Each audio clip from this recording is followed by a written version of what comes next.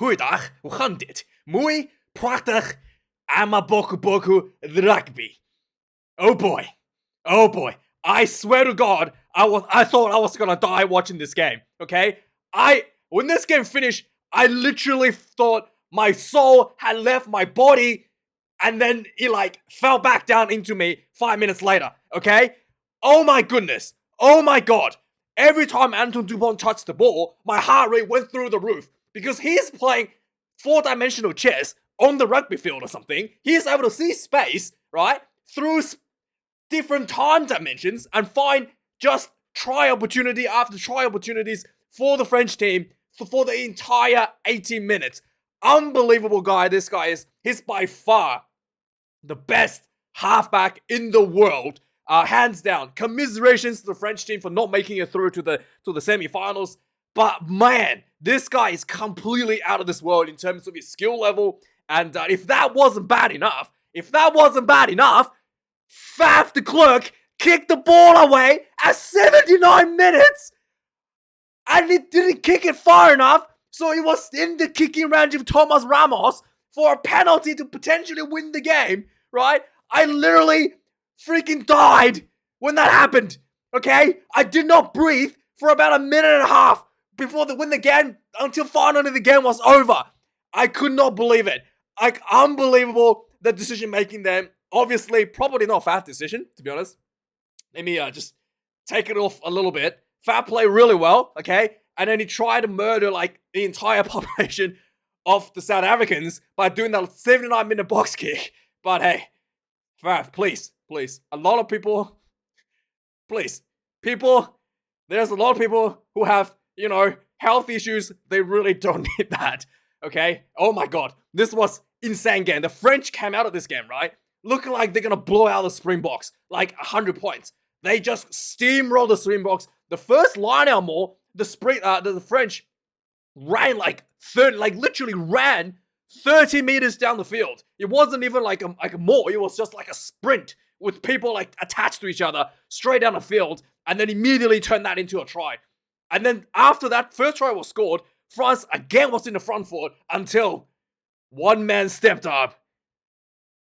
The guy, the cream of the crop, the best second rower in the history of the illustrious Springbok history, Eben Nesbitt steps up with a slap back ball. That is world class. He knew exactly what he was doing. If he slapped the ball straight down, penalty, yellow card, gone.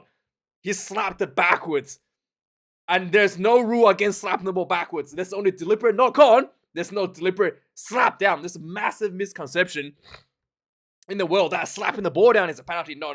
It's only a penalty if you slap the ball down that goes forward and he went backwards. Ibn Etzbeth exactly knew what he was doing. And man, that huge turnaround allowed Springboks to get back into the game to stifle the momentum from the early advances from the French team. And man, I was just like, man, this guy, considering that the history and lineage of the Springboks, right, in a lot of positions, you had, Bakis Boita, the legendary, what's his name?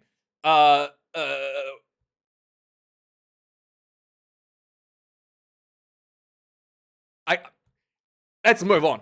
Bakis Boita, the legendary Bakis Boita, and then you got Eben Etzbeth, Victor Matfield. That's what I'm thinking about. The legendary Victor Matfield. Eben Etz has truly risen to the top as the premier lock in the history of the Springboks. That was amazing performance. He did get a yellow card for an accidental head collision, and he came back and redeemed himself with a try.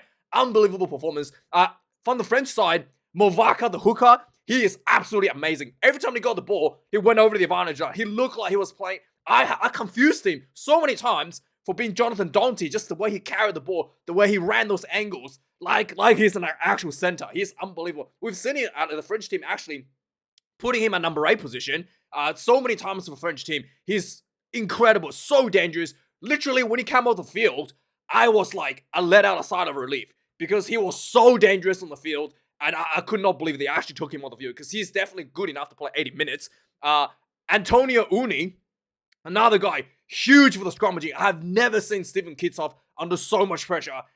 Even against the Lions, I haven't seen him under this much pressure against Antonio Uni. And again, Ox Uncha, when he came off the bench, right?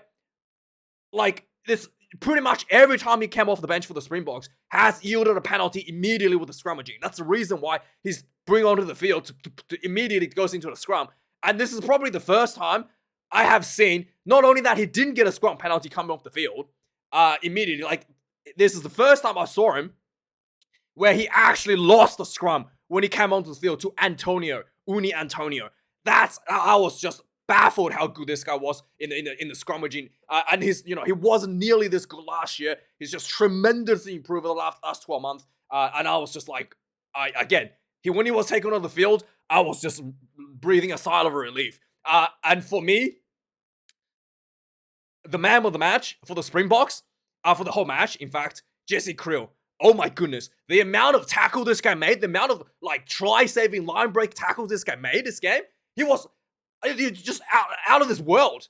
He was the rush defense from this guy. I mean, there was so I can tell you, I'm so happy for Jesse Kriel.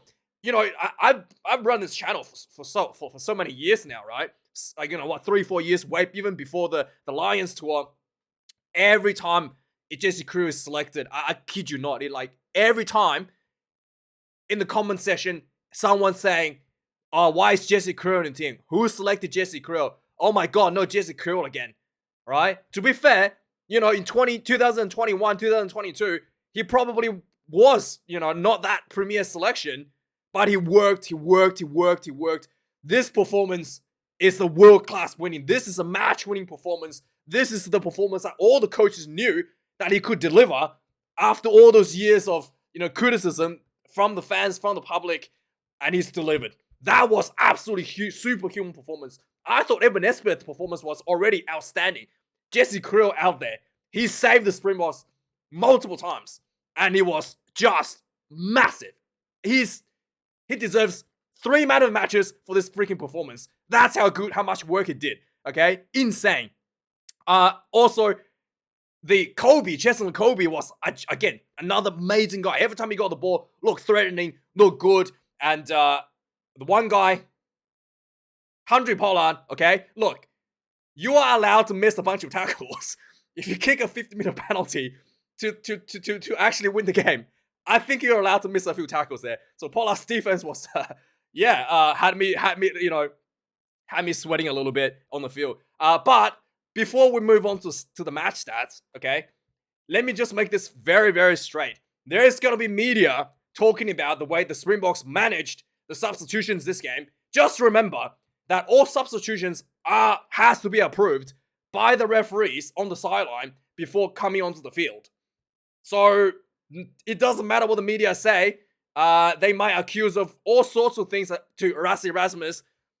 Springboks did nothing wrong by the books. So just remember, I'm not going to go further into it. You can read the news, and I have no doubt it's going to be written about it after in the news later this week. So yeah, the substitution, we'll talk about that later this week from the Springboks. But just remember, there is nothing wrong. Referees had to approve it, and if they approve it, there's absolutely nothing wrong with it. And it is what it is. So let's have a look at these monumental stats from this match. Now, a lot of people have been complaining that these stats are wrong.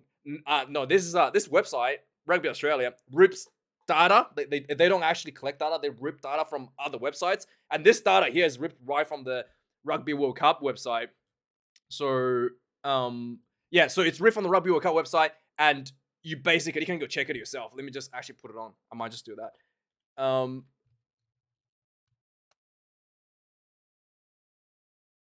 So let's just have a look at the stat. And the stats is exactly the same, but sometimes there are glitches, like the one that we saw yesterday. Like if there's a penalty try scored, the system counts as 2. But it's an ongoing issue for years now. It's not just the one-time thing. So it's a known issue. I should have told you guys that yesterday, but I forgot. And just so give you a peace of mind, I'll show you the stats in the official page, just so I don't get 50 comments saying that the stats are wrong. Just give me a minute.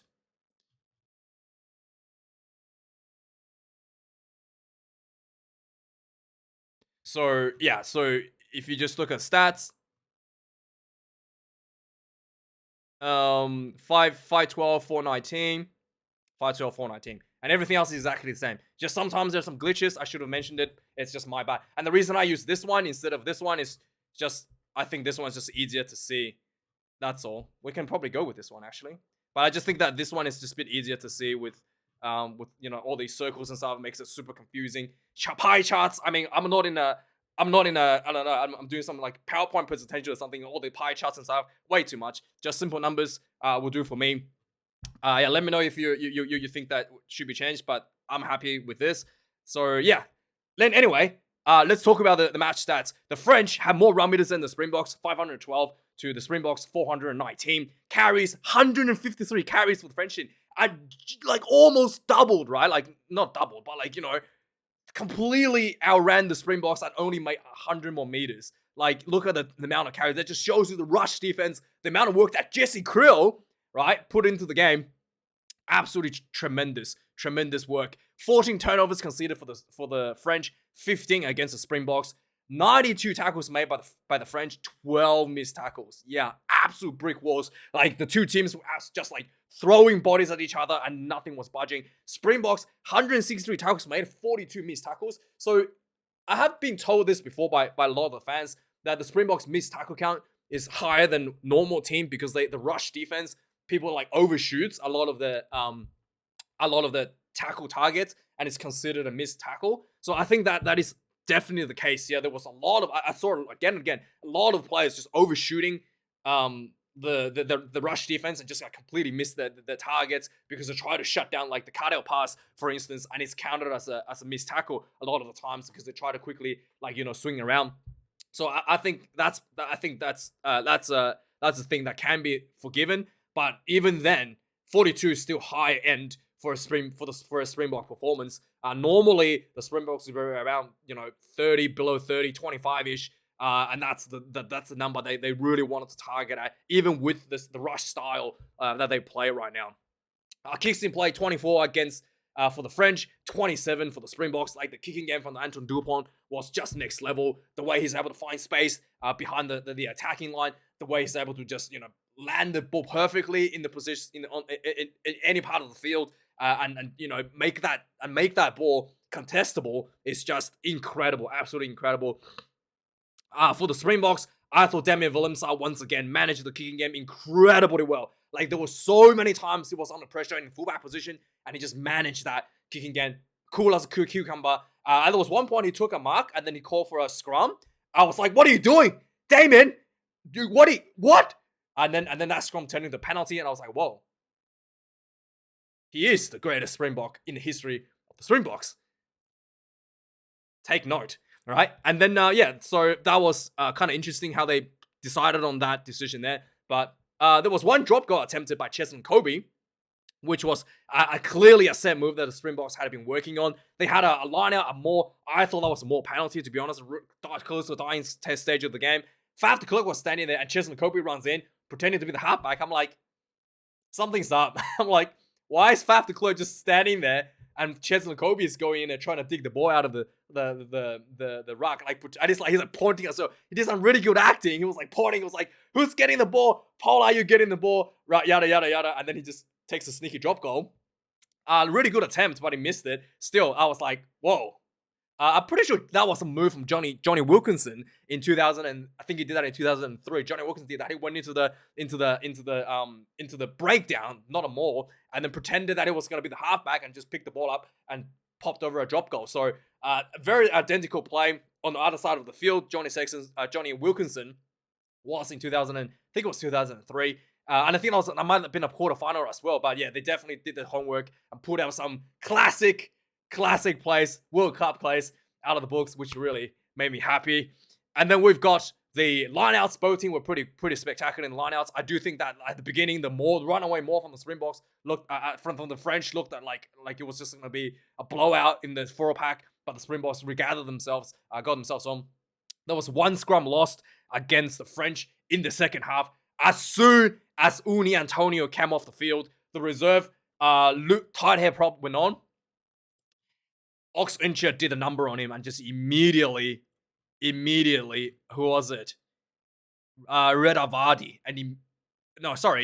Aldegari immediately did a number on him. Penalty, turnover. It was absolutely insane how much difference that made. Like, Antonio Uni was just, like I said, was dominating, and as soon as he came off, Uncha just did what he was paid to do and dominated and got a scrum penalty for the Springboks. A monumental occasion. Both teams extremely disciplined. Only 6 penalties given out. 1 yellow card against Ibn Smith. It was deemed that Antonio Uri stepped into him, resulting in a head collision. But yeah, it is absolutely heroic effort by the Springboks. I mean, if you watch my content, guys, I really do appreciate it. Make sure you subscribe if you can, because I literally thought my YouTube channel was gonna end when Springboks if the Springbok had lost this game. So please subscribe, and I really do appreciate you being here. Now let's go through some of the key moments in the game. I'm gonna try to shorten this up a little bit so we don't drag on for like another 20 minutes in this video. So yeah, right from the beginning, the Anton Dupont was showing some extremely amazing kicking game, and then just threatening immediately. 3 minutes in the game, the French had a line out. They went for a maul just outside the Springboks 22 and just ran. The maul was running down the field and then got really close to try line. The ball, Dupont gets the ball, short ball to Damien Penol on the blind side, and Penol little pop off to what's his name?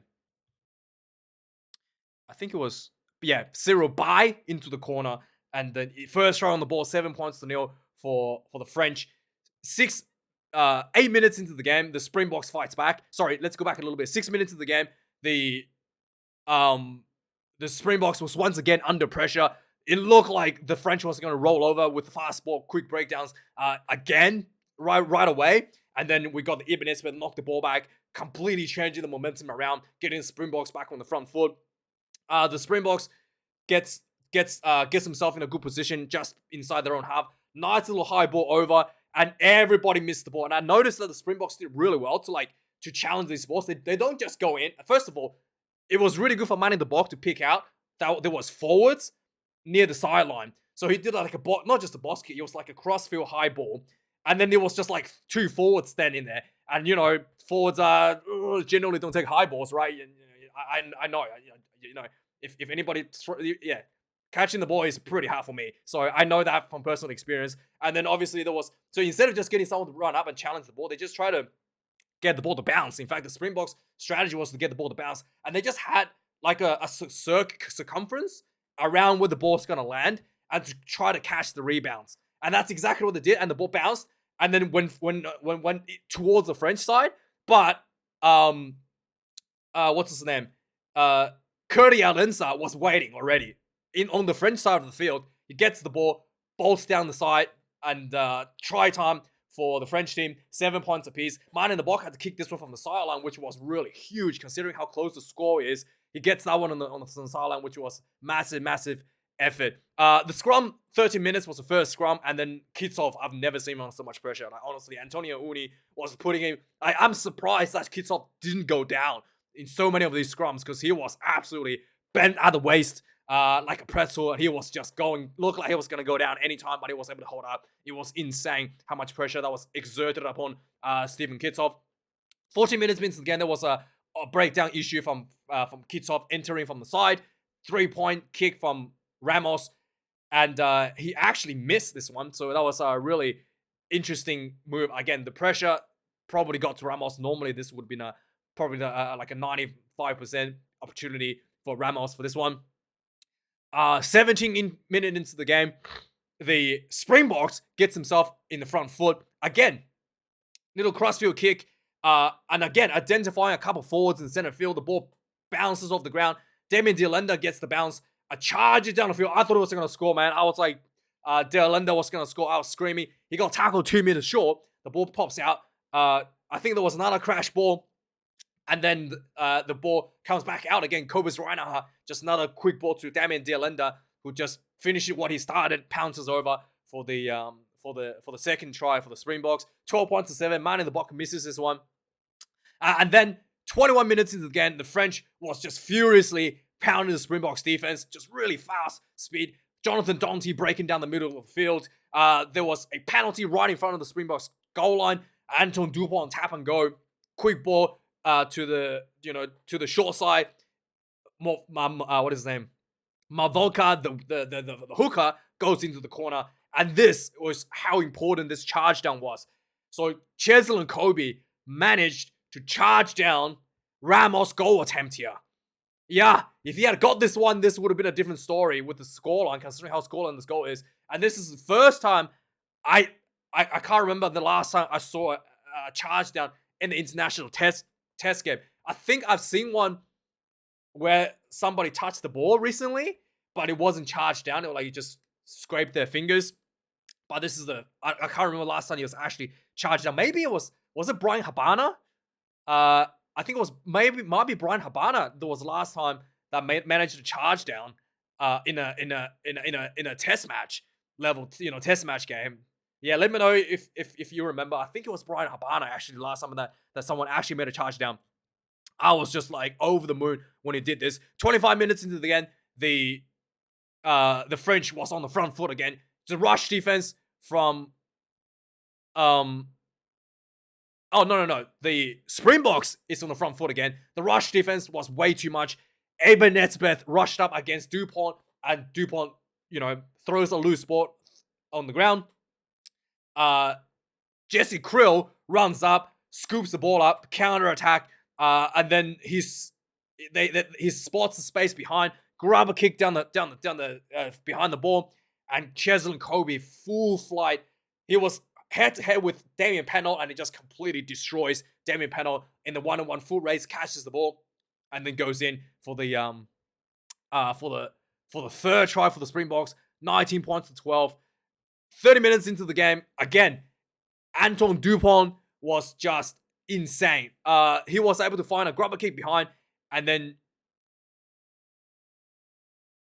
he was able to, the French was building a lot of pressure, and then Dupont was able to find a little grubber kick behind Cheslin Kobe, had to scoop this one up just before he's just into the corner of the sideline, and he got pushed out. So France got an opportunity for a 5-meter line out, and it was just perfectly placed. And once again, the ball comes down, fake more. Wildkard loops around like he's the center, crashes down the midfield, and then the real center crashes down to the Donty, and then they got really close to try line, pick and go, and Cyril Bay gets the second try on the ball for the French team, 19 points apiece.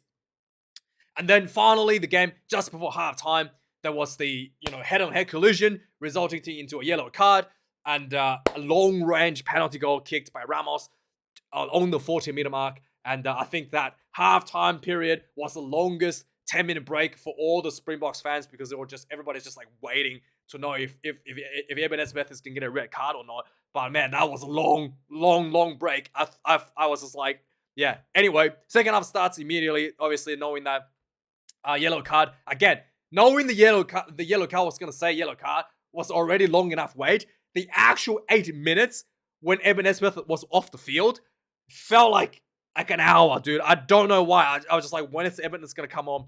And the Springboks, again, just like the All Blacks yesterday, managed that red card period incredibly well. Like just absolutely throwing kitchen sinks at the French attack. Just defend. And Jesse Krill, just massive. He was covering, the extra person for Eben Nesbeth for sure. Absolutely lining people out left and right. There was a lot of substitutions happening as well for the Springboks, just bringing on fresh legs. And then I thought, when I saw Damien Willemse come off for the 50 minutes, I was like, oh boy, please don't. But he had to go off. Turned out to be the right decision. So 52 minutes into the game, Ox Encha basically just came onto the field. This is the first scrum he's on the field up against Uni Antonio, and Antonio pretty much dominates him. Encha gets penalized for hinging, which means collapsing the maul, essentially. Collapsing the scrum. 3 points attempt for the French. Gets themselves ahead 25 points to 19. Yeah, 52 minutes. So the game is starting looking like it's slowly slipping out of the hand. So for the Springboks at this point, there was a lot of brutal hits. Some massive counter running from Cheslin Kobe on the 58 minutes. Yeah, 58 minutes, and I noted this on my notes. Antonio Uni came off, and I was honestly relieved that he came on, because and then immediately there was a scrum because he was taken off, to put on fresh legs for the scrum. Immediately, Ox Encha gets a scrum penalty. I was like, massive mistakes from from the French team. So that was a huge scrum penalty. The South Africans kicked that out for a 5-meter line out. And it was a messy throw. I think there was a bit of a timing issue. Achis Snyman didn't actually get up for the ball, and the ball was lost. 60 minutes into just after this as well, the game was really tense at this point. And then there was a bit of a loose passing around, and the ball hits the referee on the legs. I thought that was a scrum. I'm pretty sure the rule says if the ball hits the referee, it's immediately a scrum. A referee just allowed it to play on, which I thought was could have been a massive turning point for the game if the referee, I don't know what's going on there. That was a that's definitely not the right decision by the referee. She should have reset the scrum. 60 minutes, Villiers Leroux did what I feared the most, dropped the ball. I was like, oh no. Luckily that was the only one, so thank goodness. There was a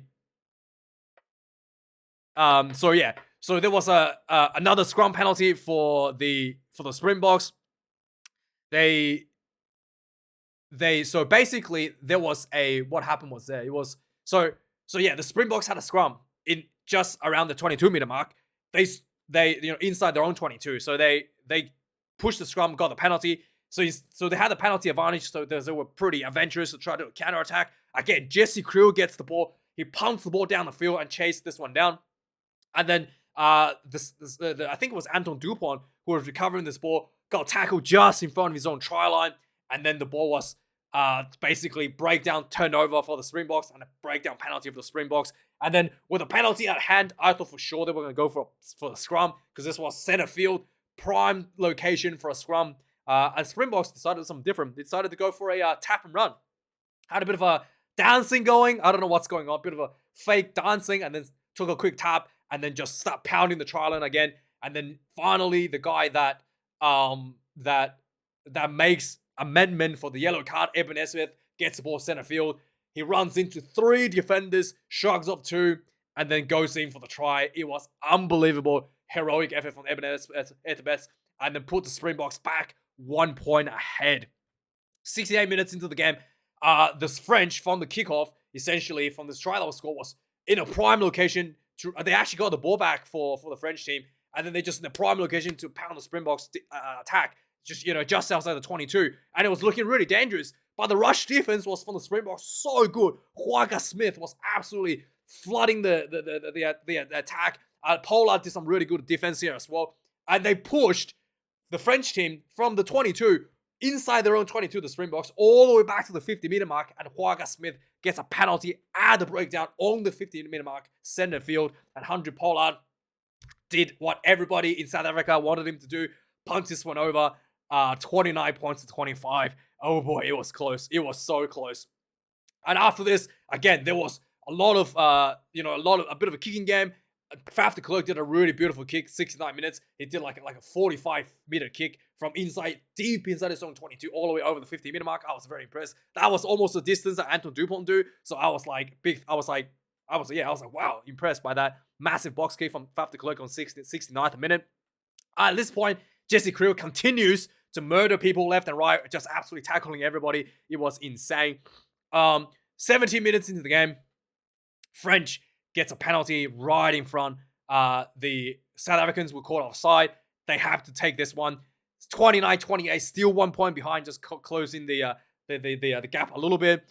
72 minutes, Moefana comes on for Matthew Jalibert. And 73 minutes, Anton Dupont was under a lot of pressure inside his own 22. He tried to do a clearance kick, and the kick went pretty poorly. Just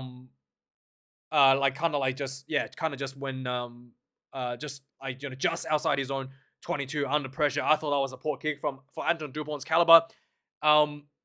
So then the Springboks had an opportunity there, just out the Springboks 22, 73 minutes. They set up the more. I thought for sure it looked like the French collapsed the more. Should have been a penalty, but referee says, and then Cheslin Kobe went in, did some acting, pretended that Faf de Klerk was invisible and went for a drop goal, and he missed. But still, really good attempt, something different. So 76 minutes in the game as well, there was Handré Pollard, looked like he was setting up for a drop goal. The South Africans were really close, like 5 minutes short of pounding the try line. And then Faf de Klerk looks back, saw a French player on the ground, throws the ball into him. So a lot of people thought this should be a penalty. I thought the referee made the right decision here because Pollard was center field to basically, if he was looking back to his left, he threw the ball to the right. So it was probably a little bit too obvious to try to milk the penalty. Hits a player, the referee didn't buy it, goes for the scrum. And then, yeah, the game carried on. The last 2 minutes literally went for like 10 minutes because every time the scrum claps, the referee reset it and paused the clock. Oh my goodness, oh my God, it was so long. And then finally, 79 minutes in the game, the Springboks has the ball in control.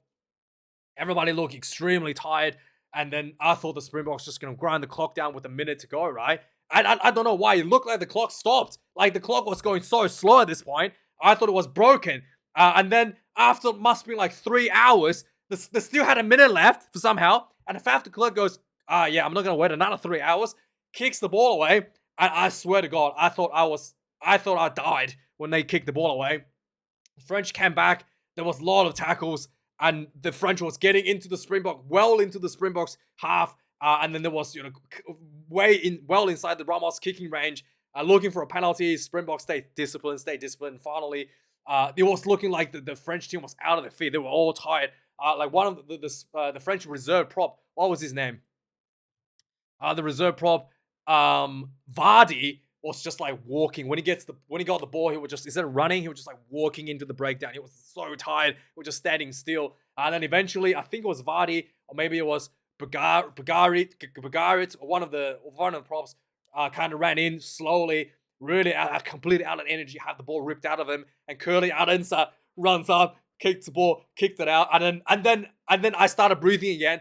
My soul returned to my body. I came back alive, and then thank goodness that was over. Oh my God. Anyway, guys, thanks for watching, and that's just the quarterfinals. Thanks for watching, guys. Like, comment, subscribe. I do appreciate anybody who supports me with their donations, with their hard-earned money in a time like this, in the membership, YouTube membership, Patreon.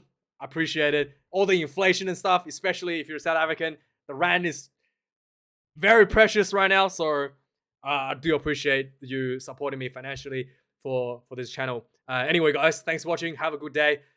Have a good week, and see you guys next, in a couple of days for the team announcement for the Springboks. Cheers.